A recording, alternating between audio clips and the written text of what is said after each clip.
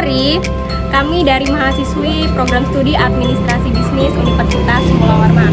Yang dimana pada kesempatan kali ini kami akan melakukan wawancara dengan salah satu pembisnis amplang, yaitu Kampung Amplang Usaha Dagang Taufik Jaya Makmur, yang bertepatan di Jalan Rumbia, Kecamatan Sidomulyo, Kota Samarinda. Gimana kelanjutannya? Mari kita simak video berikut ini. Bye!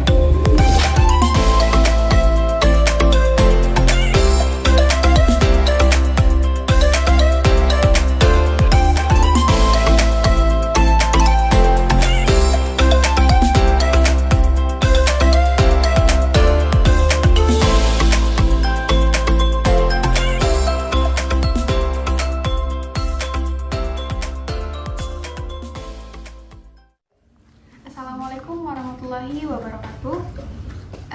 Kami sekarang ada di Kampung Amplang, Usaha Dagang Taufik Jaya Makmur, tepatnya berada di Jalan Kapas nomor 38 Sidomulyo, Kota Samarinda.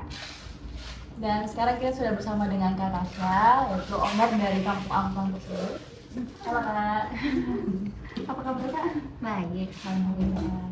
Ya, mungkin untuk mempersingkat waktu kita bisa langsung saja ke pertanyaan pertama.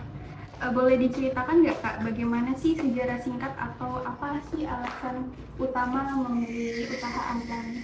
Kalau untuk sejarah sendiri, karena saya bukan pendirinya itu dari almarhum ayah saya, dan itu juga turunan dari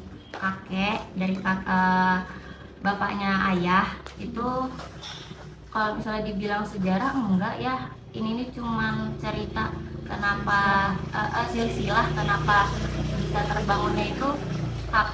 Kalau kita nyebutnya kait ya, kait itu dulu diawali produksinya itu dari kerupuk ikan, jadi bukan amplang. Jadi yang memulai amplang itu dari almarhum ayah ini. Dia membangun amplang karena adanya ini peluang usaha yang besar pada saat itu di tahun 92. Berdirinya usaha amplang itu dari 92, dan juga diawalinya dari pembuatan kerupuk ikan. Dan sebenarnya kan Kak, usaha amplang ini kan sudah merekrut sumber daya manusia dari karyawannya mungkin pada saat produksi dan juga yang jaga toko. Dan kira-kira karyawan yang sudah direkrut ada berapa orang? Kalau untuk produksi sendiri itu ada sekitar 7, dan untuk tiap toko ada penjaganya itu karyawan, dan semuanya cewek. Itu tuh masing-masing toko ada 2, jadi ada gantian, dia dari pagi sampai sore, nanti sore sampai malam. Jadi shift-shiftan gitu ya? Berarti cabang di Samarinda ada berapa sudah Kak? Kalau di Samarinda, toko utama di Jalan Kapas, cabangnya di Slamet Riyadi. Kalau di Balikpapan ada 2. Bapak juga berarti ada 4 ya Kak? Ada 4. Selanjutnya Kak, bagaimana cara kalian mempromosikan amplang ini? Mungkin dari offline kayak di toko, terus online juga ada. Kalau dari offline sendiri mungkin karena kita salah satu toko amplang yang senior dulu, karena kita di Antasari. Jadi Antasari itu kan dulu dikit banget. Kalau sekarang kan mungkin udah itu tuh deretan dari Slamet Riyadi sampai Antasari itu amplang semua tuh. Nah sekarang itu bisa dibilang karena kita tuh dulu salah satu yang ada di situ, yang sangat mencolok dan senior juga. Jadi kita pelanggan itu datang sendiri gitu loh, karena dari dulu kita istilahnya bertahan di situ, sedangkan toko-toko lain itu cabut usahanya gitu. Dan kita alhamdulillah masih bertahan, dan alhamdulillahnya lagi bertambah gitu. Kalau untuk offline jadi pelanggan itu udah tahu. Dan kalau misalnya kan memang toko-toko amplang itu yang menjual amplang kan cuma di daerah situ. Dan kalau misalnya orang nanya yang mana yang enak gitu, salah satunya kita Jadi favorit ya? salah satunya jadi favorit. Kalau untuk online sendiri kita IG, lewat IG, tapi ya itu nggak kepegang. Iya. Dan juga biasanya orang itu lebih suka lewat WA. Iya. Kalau Dia pesanan banyak gitu. dia langsung nelpon, langsung chat di WA gitu. Shopee atau Gojek itu ada? Kalau Grab kita ada, tapi kalau misalnya Shopee kemarin baru mau didaftarkan sih. Kalau Grab sendiri juga kurang sih. Mungkin karena mahal ya, di Grab itu kan dinaikkan harganya. Iya. Jadi orang mungkin berpikir lebih baik nitip orang gitu atau datang secara langsung gitu. Untuk usaha angklung ini kakak sudah memiliki pelanggan tetap ya? Atau semacam reseller mungkin? Kalau reseller ada, itu udah baru-baru aja bilangnya. Tapi kalau misalnya pelanggan tetap kayak yang tadi saya bilang itu ya mungkin orang-orang sudah tahu. Jadi kalau misalnya mau beli oleh-oleh langsung ke kita. Apa sih yang menjadi ciri khas dari angklung ini dari dibanding angklung-angklung lainnya? Kalau kita itu karena ini almarhum nggak mau amplangnya itu berasanya tepung, jadi Benar-benar real. maunya ikan gitu. Jadi kalau misalnya dibandingkan sama amplang lain, biasanya kan kita tuh ada kunjungan-kunjungan. Ya. Nah itu biasanya kalau misalnya ditanyakan perbandingan bahannya, yang pasti lebih banyak mereka tuh tepung atau telur, karena biar ngembang. Kalau ngembang kan otomatis banyak tuh amplang yang dihasilkan. Sedangkan kita ya mau itu dia ngembang atau enggak, itu kan tergantung pada saat penggorengan. Tekniknya apakah itu akan mengembang atau enggak. Tapi yang jelas ikan itu pasti lebih banyak. Iya.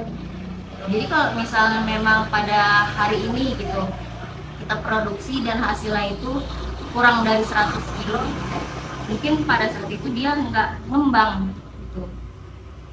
Dia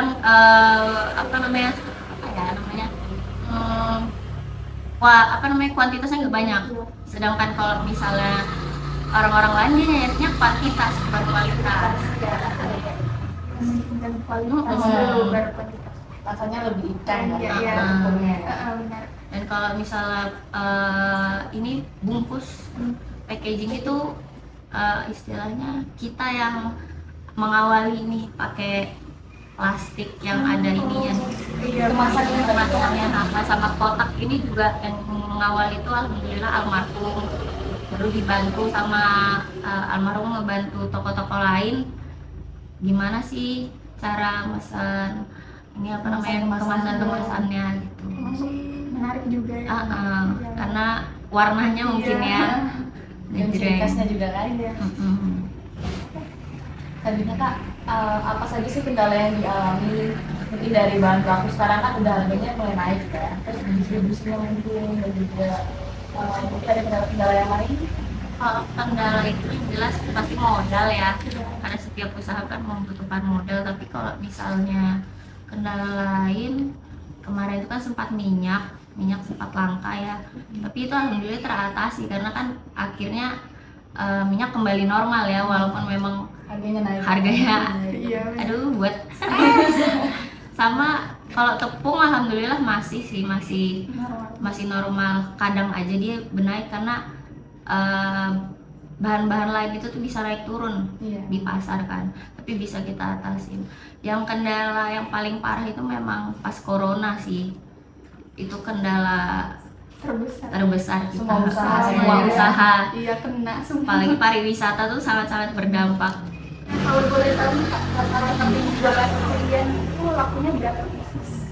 Ini per toko atau mungkin keseluruhan aja lah ya? Ya boleh keseluruhan. Kalau keseluruhan dari 4 toko mungkin bisa 200 pieces, itu paling rendah tuh mungkin 150 pieces gitu ya. Sehari ya Kak? Sehari, karena kan ada yang via online, ada yang via offline. Iya.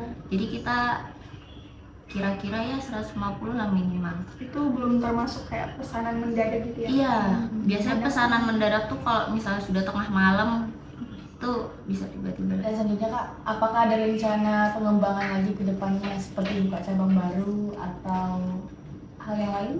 Kalau buka cabang baru untuk sekarang belum memungkinkan ya, karena toko-toko ruko di Samarinda tuh lagi membludak banget harganya kan. Jadi kita nggak bisa memastikan mau membuka cabang baru kecuali kita ini membesarkan yang di sini. Cuman kan kalau membesarkan yang di sini ini masih lingkup perumahan, jadi kita belum berani buat gede banget, takutnya kan mengganggu lingkungan warga sekitar kan. Luar biasa sekali ya. Oke, mungkin itu saja wawancara singkat kami pada hari ini bersama Kak Tasya. Terima kasih Kak Tasya atas waktunya. Mungkin itu saja. Terima kasih. Wassalamualaikum warahmatullahi wabarakatuh. Assalamualaikum warahmatullahi wabarakatuh. Shalom, Om Swastiastu, Namo Buddhaya, salam kebajikan untuk kita semua. Sebelumnya perkenalkan saya Nurmela Yantiananta, saya perwakilan dari kelompok untuk menyampaikan kesimpulan pada hasil video wawancara kita kepada tokoh Kampung Amplang di Samarinda. Kesimpulan yang pertama kami dapat adalah Toko Kampung Amplang memiliki 1 pusat dan 3 cabang, yang dimana pusatnya berada di Jalan Kapas, Kecamatan Sidomulyo, dan 1 cabang lainnya ada di Jalan Slamet Riyadi, Samarinda, dan 2 cabang lainnya ada di Kota Balikpapan. Toko Kampung Amplang tersebut sudah didirikan sejak tahun 1992 oleh almarhum ayahnya Kak Tasya dan dilanjutkan oleh Kak Tasya sendiri dari tahun 2008. Keunggulan Toko Kampung Amplang dengan toko amplang yang lainnya adalah dalam pembuatan produksi, Toko Kampung Amplang ini lebih banyak menambahkan ikan daripada tepung, sehingga rasa amplang lebih dominan kepada rasa ikan daripada rasa tepung. Dan juga Toko Kampung Amplang ini bisa disebut senior atau yang pertama kali berdiri di Samarinda, yang didirikan oleh ayahnya Kak Tasya pada tahun 1992. Toko Kampung Amplang sudah banyak sekali memiliki pelanggan tetap dan juga reseller-reseller. Namun setiap usaha pasti ada kendala. Kendala yang dialami Kak Tasya hanya pada karena modal yang barang-barang baku atau barang-barang pokok yang semakin hari harganya semakin melonjak naik. Apalagi pada saat pandemi corona, penjualan turun sehingga itu menjadi kendala kepada Kak Tasya. Toko Kampung Amplang selain menjual amplang, mereka juga menjual seperti abon dan juga lepok durian yang sudah mereka produksi sendiri. Toko amplang ini juga sudah mendapatkan banyak sekali penghargaan dan juga piagam yang diraih oleh ayahnya Kak Tasya dan juga Kak Tasya sendiri. Toko amplang ini memiliki 7 karyawan di daerah Sidomulyo yaitu sudah campur produksi dan juga penjaga tokonya. Walaupun memiliki banyak piagam dan banyak sekali reseller, setiap usaha pasti tentunya ada penurunan penjualan sehingga suatu usaha tersebut bisa bangkrut. Itulah yang dialami oleh toko ini yang sempat hampir bangkrut dikarenakan penjualan yang menurun dan bahan baku yang melonjak naik. Namun itu semua tergantung bagaimana owner atau pemilik usaha bertahan dan terus berjuang untuk mempertahankan usaha dagang mereka. Sayangnya, Toko Kampung Amplang tersebut belum mendapatkan sertifikat halal dikarenakan ada kendala pada saat proses pembuatan sertifikat tersebut.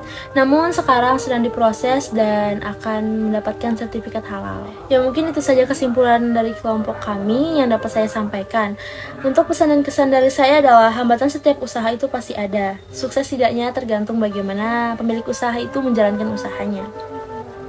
Bagaimana mereka berjuang dan bagaimana mereka tidak gampang menyerah. Mungkin itu saja yang saya sampaikan. Wassalamualaikum warahmatullahi wabarakatuh.